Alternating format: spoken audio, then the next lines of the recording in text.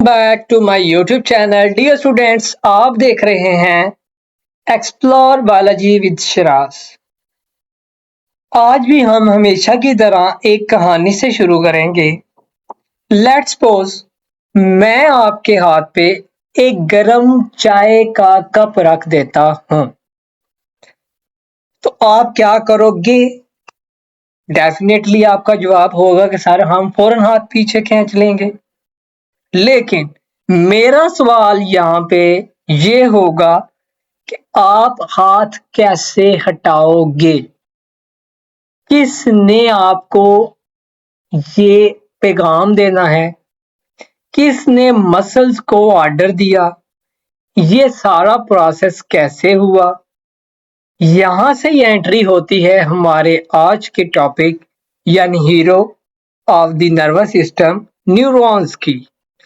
तो बेटा, न्यूरॉन्स जो हैं ये function of the nervous system जो होते हैं ये इसको कैरी करते हैं।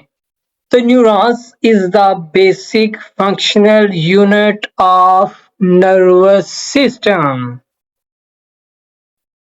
इसी तरह जो न्यूरॉन्स होता है वो किसी भी नर्वस सिस्टम का स्ट्रक्चरल और फंक्शनल यूनिट होता है। ये बात आपने याद रखनी है कि जो न्यूरॉन है वो स्ट्रक्चरल और functional unit of nervous system है। ये बेटा जी आपको एमडी कैट में भी क्वेश्चन आ सकता है, पेपर पॉइंट ऑफ व्यू के हवाले से भी आपको एमसीक्यूज पूछा जा सकता है। तो अगर हम अब एक एग्जाम्पल जो डेली लाइफ की है उसको लेके मैं अगर आपको बताऊं, जैसे मैं कह सकता हूं कि पाकिस्तान पोस्ट ऑफिस का राइडर जो लेटर हमारे पास या हमारा जो पार्सल लेके आता है, अगर राइडर ही ना हो तो हमारा पार्सल कैसे आएगा, हमारे तक कैसे पहुंचेगा? बिल्कुल इसी तरह आइज इंफॉर्मेशन देखती हैं, स्किन टच फील करती है, जो हमारे कान होते हैं वो आवाज को सुनते हैं, लेकिन सब इंफॉर्मेशन ब्रेन तक कौन लेके जा रहा है? डियर स्टूडेंट्स, तो आपका जवाब होना चाहिए न्यूरॉन्स। इसीलिए न्यूरॉन्स को बॉडी का मैसेंजर बॉय भी कह सकते हैं। अकॉर्डिंग टू द बुक, बेटा स्ट्रक्चर ऑफ न्यूरॉन की अगर बात करें, there are many variations in the structure of neurons। यानी स्ट्रक्चर ऑफ न्यूरॉन में बहुत सारी वेरिएशंस पाई जाती हैं, but all the neurons have the three basic components. लेकिन इसके जो तीन बुनियादी कंपोनेंट्स हैं वो हैं cell body, dendrites and axons. अब हम इनको फर्दर वन बाय वन इस लेक्चर में डिस्कस करने जा रहे हैं। सबसे पहले सेल बॉडी क्या होती है? तो बेटा जी, जैसे किसी भी स्कूल में या कॉलेज में एक प्रिंसिपल ऑफिस या एडमिन ऑफिस होता है, तो तमाम तर मामलात वहां पर देखे जाते हैं। इसी तरह न्यूरॉन का जो प्रिंसिपल ऑफिस या एडमिन ऑफिस होता है वो सेल बॉडी है। यानी सेल बॉडी जो है एनलार्ज पोर्शन होता है, इसके पास न्यूक्लियस होता है, तकरीबन जितनी भी ऑर्गेनेलिज होती हैं वो इसी के अंदर पाई जाती हैं। यहाँ पे मैं न्यूक्लियस को मेंशन करूंगा, यहाँ पे मैं ऑर्गेनेलिज को मेंशन करूंगा जो कि सेल बॉडी में पाई जाती हैं। तो बेटा जी जो साइटोप्लाज्म होता है सेल बॉडी का, वो जो होता है वो पहचानना ही नीसल्स ग्रेन्यूल्स से जाता है। यानी जो नीसल्स ग्रेन्यूल्स होती हैं, जैसे एडमिन ऑफिस का स्टाफ होता है, इसी तरह नीसल्स ग्रेन्यूल्स का काम होता है साइटोप्लाज्म को यानी सेल बॉडी के तमाम तर एक्टिविटीज को मैनेज करना। These are groups of ribosomes. ये जो है राइबोसोम्स के बने होते हैं, यानी राइबोसोम्स का ग्रुप है, और रफ एंडोप्लाज्मिक रेटिकुलम का। अगर हम सेल बॉडी की बात करें तो इसके पास एक अपना साइटोप्लाज्म में न्यूक्लियस होगा, जो आप इस डायग्राम में देख सकते हैं। इसके अलावा सेल बॉडी के पास साइटोप्लाज्म में ऑलमोस्ट ऑर्गेनेलिज पाई जाती हैं। तो जो cytoplasm in the cell body is characterised by the presence of Nissl granules. Nissl granules की मौजूदगी से ही हमें साइटोप्लाज्म का पता चलता है।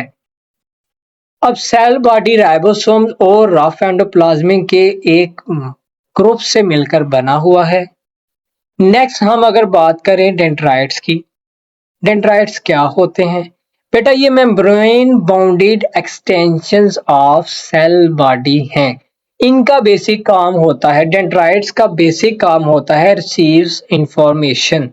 ये भी बात आपने बेटा एमसीक्यूज के हवाले से याद रखनी है, ये बहुत ही इंपॉर्टेंट बात है कि डेंड्राइट्स क्या करता है, इंफॉर्मेशंस को रिसीव करता है और फिर इंफॉर्मेशन को नर्व इंपल्स में कन्वर्ट करता है और फिर दोबारा सेल बॉडी तक लेकर जाता है। शॉर्ट फॉर्म में बताऊंगा कि dendrites receives information from neurons and convey them to the cell body. यहाँ पे बेटा ये एक और बात मुझे याद आ गई कि जो नीजल्स ग्रेन्यूल्स होते हैं, इनके पास, ये तो मैंने आपको बता दिया कि इनके पास राइबोसोम्स और ये रफ एंडोप्लाज्मिक रेटिकुलम के बने होते हैं। तो बेसिकली इनका जो काम होता है, इनका काम होता है प्रोटीन सिंथेसिस यानी प्रोटीन बनाना। जैसे ही लफ्ज राइबोसोम्स आ जाए तो आपके जहन में फौरन से प्रोटीन का लफ्ज भी आ जाना चाहिए, क्योंकि राइबोसोम्स ऐसी ऑर्गेनेलिस होती हैं जिनका काम होता है प्रोटीन बनाना। तो बेटा जी इसमें मोटर न्यूरॉन्स और इंटर न्यूरॉन्स क्या करती हैं, ये इंपल्स को डिफरेंट जराए से इंफॉर्मेशन रिसीव करेंगी और इसी वजह से ये हाईली ब्रांच्ड होती हैं। अब सवाल आता है कि डेंड्राइट्स हाईली ब्रांच्ड क्यों होते हैं? तो डियर स्टूडेंट्स, जितनी ब्रांचेस ज्यादा होंगी काम उतना ही ज्यादा आएगा, यानी इंफॉर्मेशन उतनी ही ज्यादा आएगी। लेट्स सपोज कि मेरा एक बिजनेस है मार्केटिंग का, तो मैंने 10 बंदे हायर किए हुए हैं। तो 10 बंदे मुख्तलिफ इलाके में जाके मेरी इंफॉर्मेशन गैदर करेंगे, इकट्ठी करेंगे। इसी तरह जो डेंड्राइट्स होते हैं वो भी इंतहाई ब्रांच होते हैं। यही वजह है कि इनके पास ज्यादा से ज्यादा इंफॉर्मेशन कलेक्ट हो जाती है। इसमें मोटर न्यूरॉन्स और जो इंटर न्यूरॉन्स हैं वो इंपल्स को रिसीव करती हैं बॉडी के डिफरेंट पार्ट से या नर्वस सिस्टम के डिफरेंट हिस्सों से। इसके बाद हम एक्सॉन्स की बात करेंगे। एक्सॉन बेटा जी एक लंबी, कह सकते हैं लॉन्ग मेम्ब्रेन बाउंडेड एक्सटेंशन, ये आपके पास,